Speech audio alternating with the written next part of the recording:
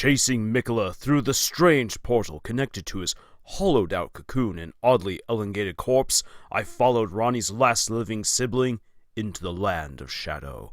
It was here that I faced true horrors that I could never have imagined.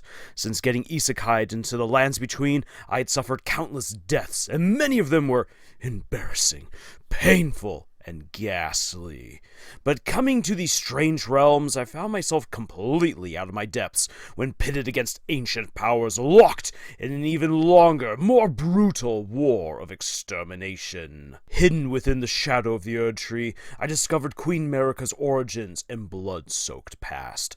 A shaman girl marked for brutal execution to become a paltry mockery of life by the Hornsent who ruled these secluded, shadowy lands. Marika had explored all that was forbidden and used her feminine wiles to gain access to and ascend a legendary stairway, stairs that led to the gate of divinity.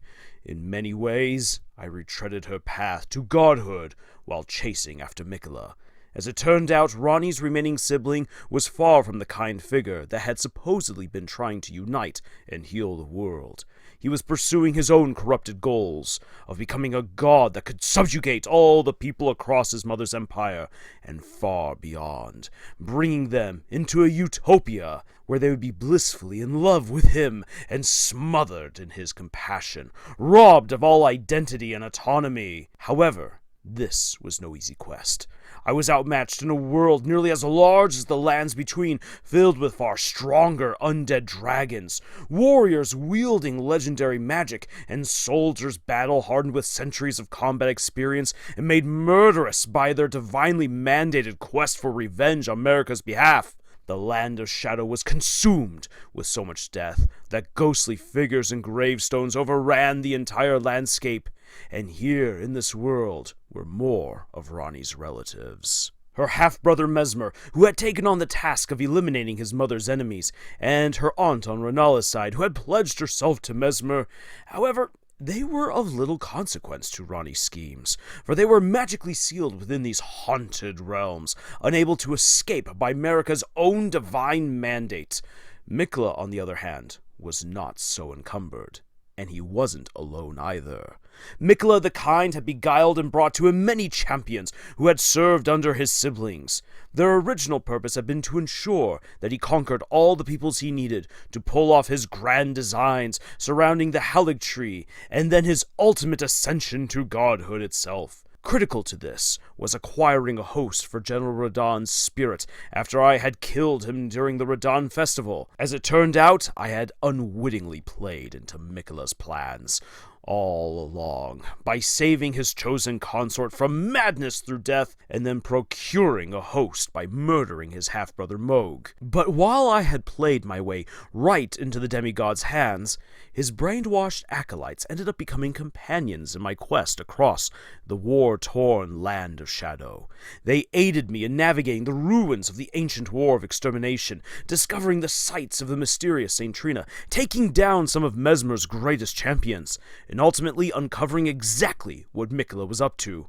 And in doing so, the spell over them was shattered, setting friends against one another, and I had to choose my loyalties wisely. I chose Ranni. Ascending beyond the stairway guarded by the last of the Hornsent dragon dancers, together we climbed to confront the monstrosity that Miquella had become, putting the soul of Radahn, his childhood crush, into the body of his twisted and brainwashed once-captor Mohg. Miquella created a fleshy puppet with the likeness of Radahn that he could enslave to his will and keep as his beefy consort, shedding himself of anything that could hold him back from ascending, such as his body and heart. Miquella had become a force of nature propelled by childish naivete, but that only made him more dangerous. A newly minted god, hell-bent on conquest through so-called compassion and love, with a warrior under his thumb who was capable of freezing the cosmos. Nothing this dangerous had been seen in the land of shadow or the lands between since Marika first ascended and conquered all before her eyes. So, to accomplish Ranni's dream, she exposed herself for the first time since the Night of Black Knives, when she overthrew the order of the Erdtree dynasty and joined me in combat. a tarnished and an Empyrean against a god and his consorts. Sorry. It's up to you now. Grant Citrina's one wish. Righteous tarnished, become our new lord. Miquella, didst thou think to have thy way with me, and have thy dear consort?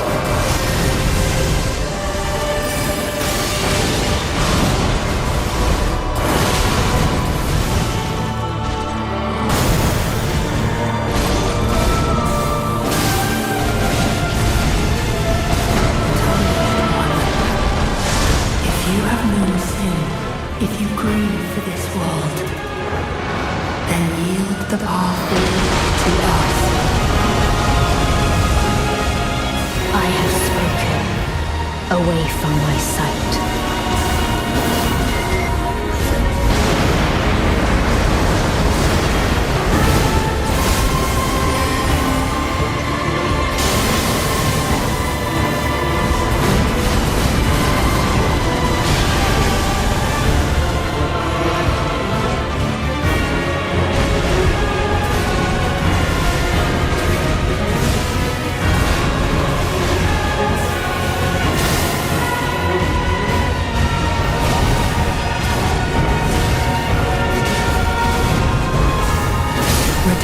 My consort.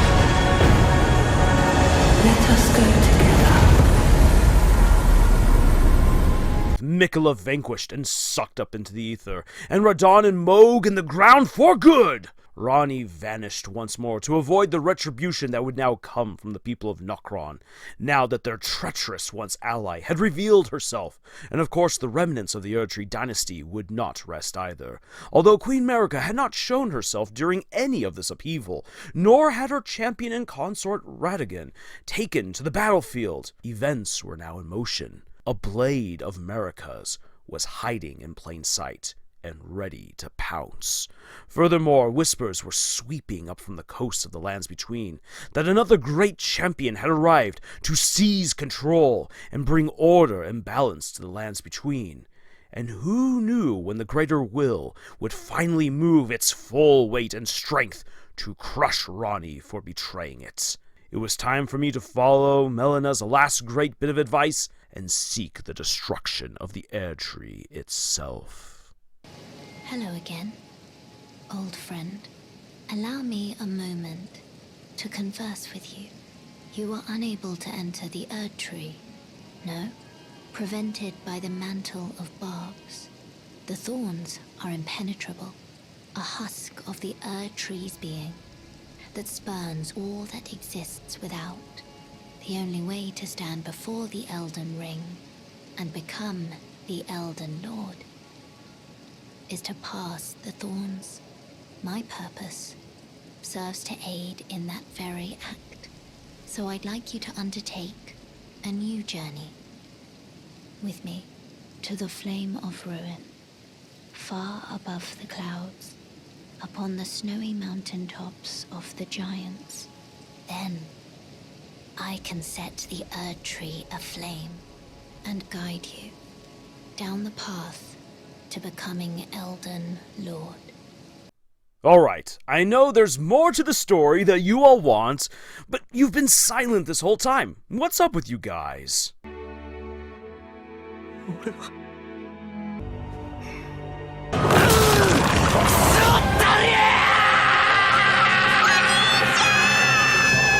I'm sorry, my friend. I'm still coming to terms with how ridiculous isekai's become. This whole video game aesthetic that all of our stories rely on, even yours. But there was a time when stories could merge so many more genres and subgenres, when isekai meant truly alien and fantastic worlds that went beyond pseudo-medieval European settings dominated by lazy video game rules and logic. When characters weren't wildly overpowered and had to go on adventures that changed them and the worlds they visited. It just makes me wonder if there's any hope for our stories, or for even pressing on with isekai in general. Don't be so hard on yourselves. You and Kazuma have excellent stories where you aren't OP individuals, and you're both going through your own journeys, especially you. Sorry, Ainz, but you are ridiculously overpowered, and your story is just about everyone else realizing how screwed they are with you around. No offense taken. In any case, we are coming to the end of my tale here, and that time I married a goddess, because the last installment of the story will be about how I finally overthrew the Erdtree dynasty for good, and married the four-armed smurf of my dreams.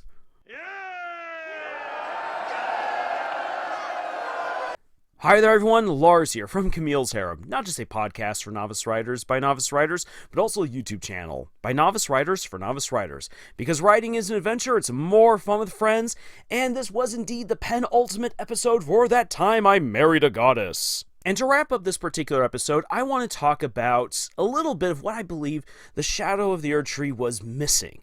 Because this extension was fantastic, expanding the world, the lore, and the history to places that we could have only have guessed, introducing amazing characters, amazing challenges. Holy cow, this was basically a whole game in and of itself, not just some simple DLC. Woo! It was great. However, in this video, I kind of took a little of the Mickey, one could say, out of something that should have actually happened in this game, or at least have been an option depending on your choices in the main game. And that is actually bringing Ranni's influence into this particular storyline, especially to go up against Miquella and Radahn, because Ranni's whole questline is to effectively ascend to Queen Marika's position and become the new god of this world, to create a whole new order that will shatter the Golden Order and absolutely change the lands between. Miquella is attempting to do the same. He is her rival in every way imaginable. And while Miquella's and Radahn's storyline is strong on its own merit, while it does have certain things I know people were not very pleased with, especially at the end, it is a solid storyline with its own motivations that gets you pumped for a battle that is absolutely going to kick you into last week. And as rewarding as it is and everything, I really do feel like there is an opportunity missing. Again, depending on the choices that you could have made in the main game, to have already wooed and won over Ranni, to actually have Ranni as an assistant in this particular fight. Now, I know that you can already get other champions to come and help you out, but really I do feel like Ranni's influence was really needed for this particular storyline. Again, depending on the choices that you've made. And my reasoning for that are as follows. Number one is that you need to have some sort of foil to Miquella within his own storyline. And the reason why you need that is because, again, you're dealing with the matter of gods. Ultimately, within Elden Ring, you are deposing a god in some way, and you are then putting yourself in as a lord who will determine the fate of the lands between. And you, as the player, are not necessarily actually a good foil to Miquella. And Ranni's foil throughout her story has been the two fingers, the greater will, but ultimately because we don't get enough of the greater will in the main storyline, Ranni's quest also does kind of seem to just kind of fly out there as its own epic banner. Imagine if you brought these two into conflict with each other, Miquella versus Ranni, where it really is now some real competition between two sides of the same house for what is going to happen to the entire world. And their opposing views are really truly opposites of each other. Ranni wishes to completely remove her order from the lands between, and Miquella wishes to smother everything in his order, more so than Queen Marika ever did. And by playing off of that dichotomy, off of just how these two ideas grind against each other, and again, bringing it back to that family dynamic and the family drama, you could have really delved in more to a lot of just the great story that is playing out behind the scenes in the lands between. And it would have given us greater context and just better understanding in general of who these characters are. There was a lot of opportunity that was unfortunately missed, and also just really great themes that could have been teased out even better that just weren't. So possibility is what could have happened if we had brought Ranni more in. Another big reason is this, is that if you go through the long quest to complete Ranni's desires, to have her be an ending in the game that you can choose, if you're going to go through all of that effort, and all the effort then that you have to put in to stop Miquella and Radahn, because that doesn't create its own unique ending at the end of the core Elden Ring game, one would want then that Ranni, if you're going to put all of that effort in, that she should at least be mirrored some kind of way in this. Because if you're going to put in all this effort for the DLC to not have a different ending, it should at least then enhance one of, if not all of the other available endings. And again, Ranni, as I've said earlier, because of the obvious differences between her and Miquella, she is a very clear candidate for her story being further expanded and enhanced through this experience. Then the other thing is this, is that Ranni is very clearly a romantic option within the game. The only romantic option that you can really pursue to any kind of degree. And now there are going to be some people who are going to say, well, she's not exactly a great romantic option, and we'll let the comments battle that one out. But the reason why I bring this up is because if you're going to have romance within a story, you need to let that romance permeate the rest of the story. This is something that happens all the time within anime and manga that just absolutely annoys me. And it happens, unfortunately, a lot in Western media as well. When you introduce a love interest or a subplot that is all about romance, and you play it out to a certain point where characters get together or they realize that they like each other, and then full stop. Nothing more, because now we need to get to other characters and to the rest of the main plots. We've confirmed that these characters like each other or they're now together, and there's then no more development for that relationship. That's annoying. That's frustrating. Makes you wonder, why did we put in all the effort for this love story, for these two characters getting together, if we're not going to expand on that, if we're just simply going to drop that ball and move on to other things? And that's kind of what happens here with Ranni. Again, this game is so expansive. This DLC adds so much, and she's not there for any of it. And it's kind of sad, because you could include her, maybe not as a highly contributing character like some of Miquella's champions are, but rather you could have her be someone who provides commentary depending on where you go, or provides assistance where you go. You don't need her to be there for the final battle, but she should at least have some presence here in this game, some commentary, some revelation that she can give, some encouragement that she can give to her lord. That would have been great to see. That would have further built up the relationship, would have made her a part of this a whole lot more, and made it seem as though her quest line, which in the original game is so intertwined with so much that you do, it would make it feel like Ranni is still so intertwined throughout the rest of the story, as opposed to her just kind of getting dropped off where you leave her. So ultimately, what is the best writing advice that I can give out of this experience of playing Shadow of the Erdtree? It is this. If you're going to have a romantic subplot within your story, you can't just drop it when you're through with it and say, I'm done, and go about your merry way. Because it leaves people wondering, what was the point of going through all that effort? We want our romances to permeate the entire story, to have significance throughout the entire story. It doesn't need to be completely overwhelming or be in the center spotlight, not at all. But it needs to be contributing. It needs to be there. It needs to be something that continues to help these characters develop and expose more depth to them. If a romance isn't doing that, then you honestly have to ask yourself, why is it in there in the story? And do I really need it? And now, while tons of people say, hey, you know what, romance sells really well, and it does, what we want good, wholesome, well-developed romance. And if we're not getting it, then honestly, don't waste your time with it, because you can do so much more with your stories without having to dedicate so much time to romance. Believe you me, there's a whole lot more that you can do that is awesome, and that is actually way more fulfilling than a romance that is not properly developed. So, with all that being said, if you'd like to see the last installment of That Time I Married a Goddess, then please make sure that you are subscribed to this channel, that you've clicked the bell notification, and if you're looking for more writers' reviews, insights, analyses, recommendations, and the likes, then please check out everything else that we have here on our channel. And if you've enjoyed the fun that I've been having here with this series, and you'd like to see more of that especially, then might I suggest that you check out the books that I have published. Links for them are in the description below. But otherwise, thank you so much for joining us on this incredible adventure that we call writing. And until the next time, y'all, tschüss.